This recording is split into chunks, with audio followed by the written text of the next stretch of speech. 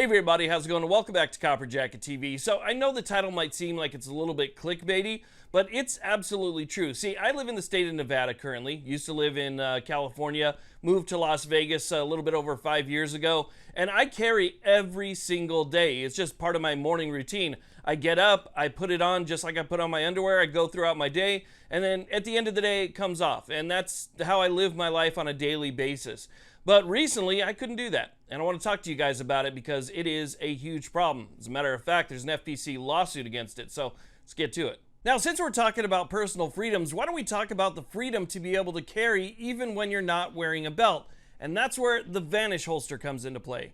Now, one of the biggest reasons that people say they don't carry is because they say it's uncomfortable. And I get that. I have a drawer upstairs with about 25 different holsters in it that I can't wear on a daily basis because they're uncomfortable. This is the most comfortable holster that I have ever worn right here. And the nice thing about it is you don't even need to wear a belt. I'm currently wearing gym shorts, and even with my gym shorts, I can leave the house with the confidence that I am carrying. Now, with its built-in, very soft and stretchy belt, this thing will fit nearly every body style. It only weighs about 6 ounces, so it's lightweight. You can barely tell it's there. It's ambidextrous. It has 2 magazine pouches, and this thing will allow you to carry with confidence no matter what you have on. Now, on top of the comfort features, this is also a very secure holster. Not only does the tension against your body hold it tight, but it also has a strap that goes around the back that's held together with this magnet that's going to keep this thing from moving around or falling out. It's very easy to deactivate. You simply pop your thumb over, the magnet comes off, and then you can go ahead and make your draw. So it's a very comfortable, very secure, extremely well-made holster. Now, you don't want to sleep on this holster because there is currently a deal going on right now that ends August 31st, where if you pick up a Vanish holster,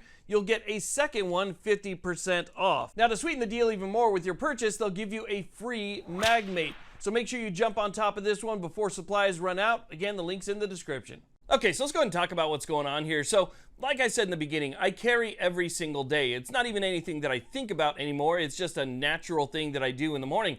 But recently, multiple times over the past couple weeks, not only have I not been able to carry, but I have effectively been completely disarmed. It's as if my Second Amendment rights do not even exist. And for what? Well, for crossing over an invisible border. So if you guys saw my video that I did about a week or so ago, I made an update on my brother's cancer, which has caused me to go to the state of California probably 5 or 6 times now in the last 2 weeks. And I go from somebody who has all of his Second Amendment rights, or at least I'm able to practice them, to a state where they no longer exist anymore. And what I mean by that is California has reciprocity with absolutely nobody. So if you are not in California with a California permit, you cannot carry into the state of California.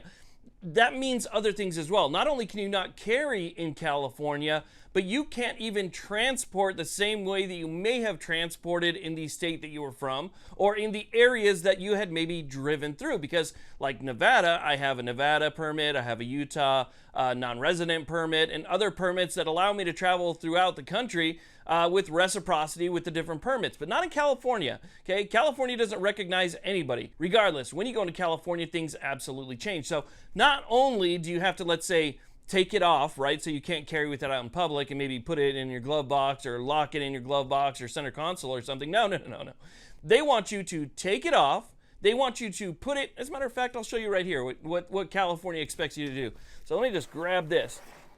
This is something similar to what California wants you to have, okay? They want you to put it in something like this. You can't even have it in a locked compartment in your car. It has to be in a safe, and it has to be unloaded. So essentially, you have to take it off.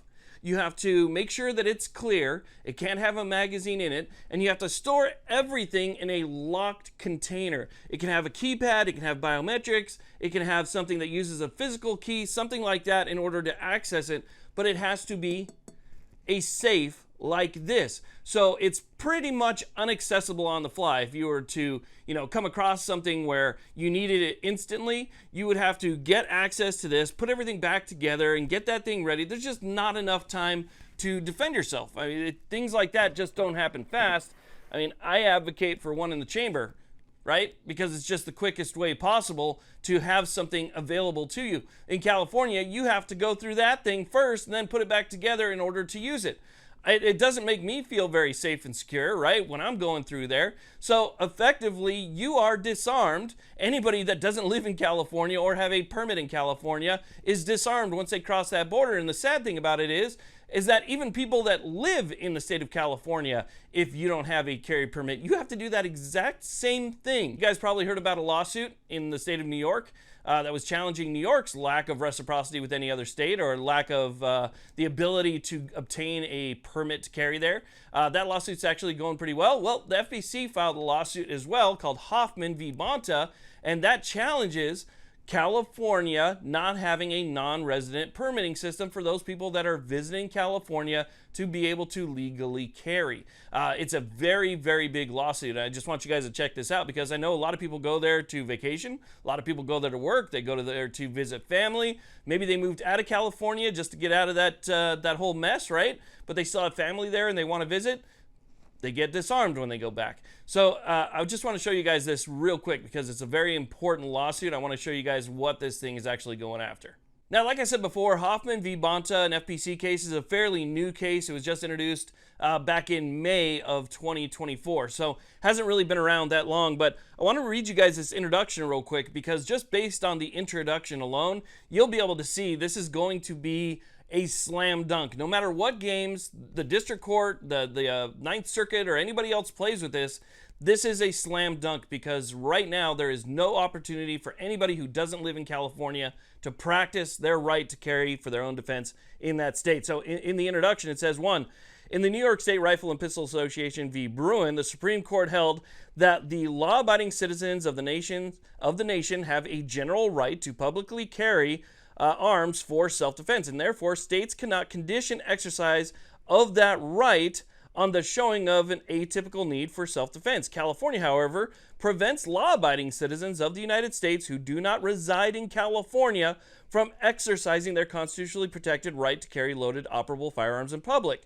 State law generally prohibits individuals from carrying firearms either openly or concealed in public, and non-residents are not eligible for a license to carry a firearm in public. Indeed, California's unconstitutionally restrictive scheme provides no path for non-residents to carry a firearm lawfully in public at all. As a result, individuals like plaintiffs Hoffman, Oren, and Sanisha, I hope I'm pronouncing that correctly, who have been issued carry licenses in their respective home states and are allowed by other states that either do not require a license or which offer reciprocity based upon the license they hold, are barred from lawfully carrying a firearm in public for self-defense when they visit California. This ban is unconstitutional, period.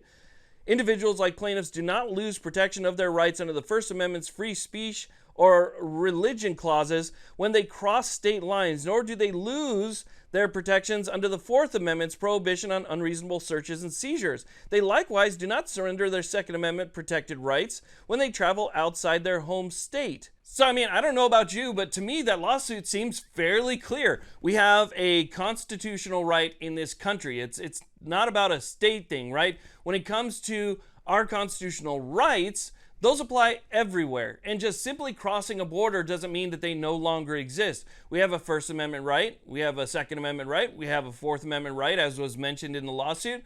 These rights don't simply disappear because we've traveled from our home state.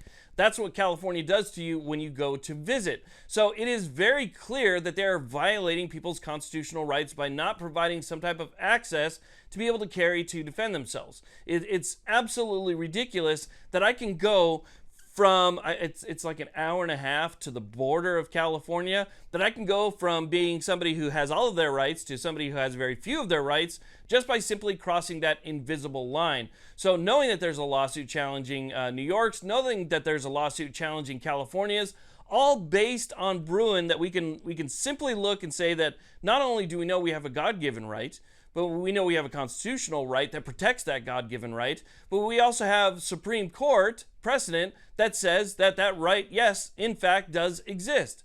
So there's no way for California to be able to look back in time. Bruin said you have to take a look if the Second Amendment is implicated, which clearly it is in this case, we have to look back at text, history, and tradition, right? So you start off with the text. That forces us back to the history of our country, the founding and the ratification of the Second Amendment, maybe up to the mid-1860s and the Reconstruction era. We have to find some type of law that existed at that time that said you could go from one state to another, you wouldn't be able to defend yourself. It just doesn't exist. And so this is really indefensible, a lot like Nguyen v. Bonta, the 1 in 30 law that just got overturned in the state of California. This one is indefensible as well. It's a clear violation of people's constitutional rights, and there's really no way to work around that. So I think that eventually we will get a win out of this, but I just wanted to make you guys aware of that. I know a lot of people are aware that when you go to California, it's not the same as, so-called free states, which is a very, it's a sketchy word right there, because all it takes is just one simple election cycle and then it's not anymore. But it's very clear to a lot of people that you have that issue, but there's a lawsuit that's challenging that. And so not only did I want to let you know that I myself have experienced this as being a non-resident of California for the past 5.5 years now, but thankfully somebody's doing something about it. And I really want to keep you guys updated on this one, because I can tell you right now that the people who run the state of California would absolutely go bonkers if they weren't able to keep everybody else out. If people had permits from other states, the rest of the country, the way that it should be, or whatever the path is to be able to carry there, oh man, their heads would pop everywhere. It'd be something to see. Regardless, I wanted to share that with you, and I want to thank you all very much for watching. I really do appreciate it. Please like, subscribe, and again, I want to thank everybody for their thoughts and prayers from that video with the cancer update. Thank you all. I really do appreciate it. You guys have a good one.